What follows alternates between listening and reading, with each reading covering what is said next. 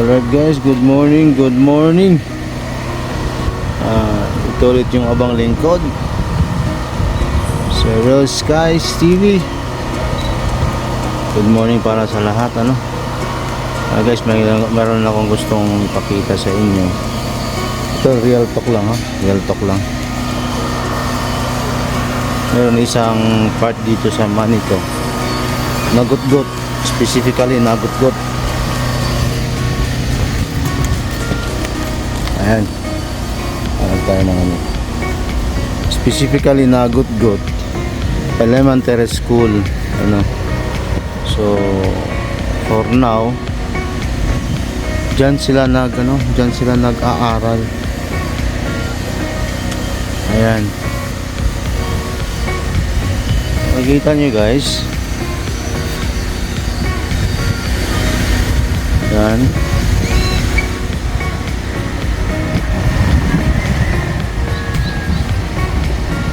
napapansin ninyo,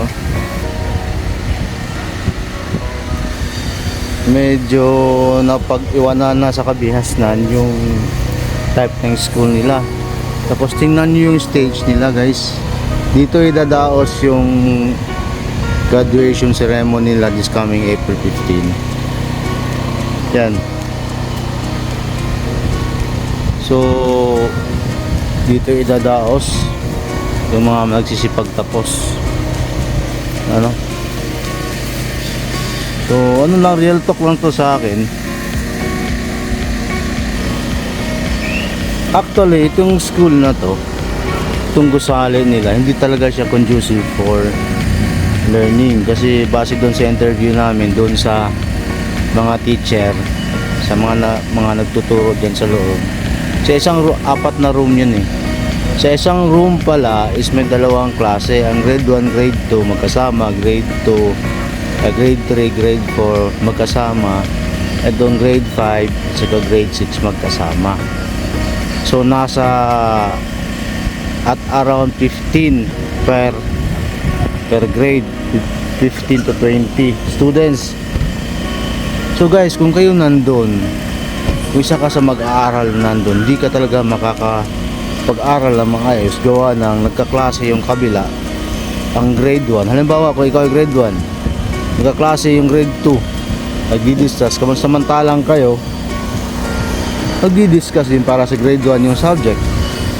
So ito yung mayroong private entity or private companies na nagdo-donate ng school nila, nagdo-donate ng building nila, ano, para man lang na maayos yung pag-anuhan ng mga estudyante. Ang pinagtataka ko lang guys, hindi ba nakarating to sa ano, sa CHED ba yan? Ay hindi, ano ba, DepEd? Di ba nakarating to sa DepEd? Kung ganyang klaseng school ang ibibigay mo sa isang estudyante, o ganyang klaseng bubong o silid-aralan, ang ganyang klase guys, tingnan nyo. Ayan, di ba? Ilang butas yan? 4. Sa 4 na butas may 2 section. Ano na lang klaseng quality of education ang maibibigay mo sa isang estudyante na mayroon kang classmate na kalahati grade 2 kung ikaw yung grade 1, di ba? Mahirap. So sana man nandun sa mga namamahala sa mga opisyalis sa lugar na to, ito yung elementary na nagut-gut, at sa mga politicians dyan na tumatakbo na gumagastos ng medyo malaki-laki, milyon-milyones, pero man lang sa lugar nila hindi mo lang nakakapansin itong ang pinaka-basic na pangangailangan natin is, may sinasabi kasi tayo guys na ang mga kabataan ay pag-asa ng bayan. Dito pa lang, bata pa lang sila, wala nang kapag-asa, gawa ng antayin pa ba natin sa ilalim sila ng puno magkakandak ng classes nila. Mahirap naman ata yun. Ang iba nasa ibang estudyante natin, ibig sabihin Gen Z na sila, di ba? nasa ano sila, makabagong technology, the way sila mag-teach ng lessons nila, yung mga teachers nila. Tapos dito, pinaka-basic ko din, balik pa rin tayo sa basic. Dati naranasan natin yung panahon pa tayo ng 90s, 80s, mga 80s babies. Pero ngayon, napapansin ko sa ibang school, yung nakakaangat na talaga is ano na siya, naka-projector na. Ang mga estudyante naka-laptop na. Pero dito guys, hindi ko makikitaan parang probinsya na hindi naman talaga siya probinsya. Pero the way ko nakikita, parang napag-iwanan na talaga. Hamakin mo, itong stage nila, ayan, di ba? Samantalang yung iba ay napapansin mo talaga, maano mo. Buti na lang kamo, mayroon tayong mga kumpanyang, mga private individuals and private entities na nagdo-donate din. Hindi man kaya ang aksyonan ng pamahalaan, yung nakakasakop dito sa Nagugot Elementary School. Sana naman pagbibigyan siguro ng pansin kasi kabataan to eh. Sa akin naman, hindi naman to pansarili. Gusto ko lang i-flex, gusto ko lang silang maipaabot sa dapat ipaabutan, na dapat man lang sana mabigyan sila ng pansin. At may bibigay yun, ay yung dapat sa kanila. Kasi alam ko naman may budget to mga to eh. Sa DepEd may mga budget to. Eh hindi ko lang alam kung kailangan implementations sa mga projects na nandito.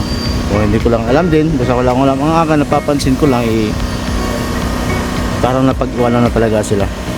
Hindi na yung tipong napapansin ko, nakikita kung school na iba na happy yung mga bata mag-aaral, very conducive. Kasi napapansin ko guys, at na-observe ko din during pag umuulan, pumapasok yung ano, kung tingnan mo, may papakita ko si zoom ko. Yan oh. Yung butas na yan, likod niyan is yun yung pisara nila. Blackboard ba ka? Ayan. Bintana ba? Yan. Kawayan. Di ba? Yan, tagpi-tagpingero. Yan logo nila. Maganda pang logo, sementado. Samantalang itong ay nako. Yun lang siguro for today. Yun lang gusto ko masabi. Nag-real talk lang ako. Nakakalungkot isipin na ang iba namamayagpag na. Hindi natin alam itong sa school na to, galing sa school na ito, magiging presidente ng Pilipinas at makukulong din sa Hague. Joke lang. Guys, please help me to share this video para makarating sa kinaukulan, para matulungan tayo, para yung pangangailangan dyan sa Nagugot Elementary School is ma-actionan kaagad. Just like and share and hit the notification bell para ma-aware sila. Until here lang muna. Hasta la vista, hasta la mañana. Buenos dias.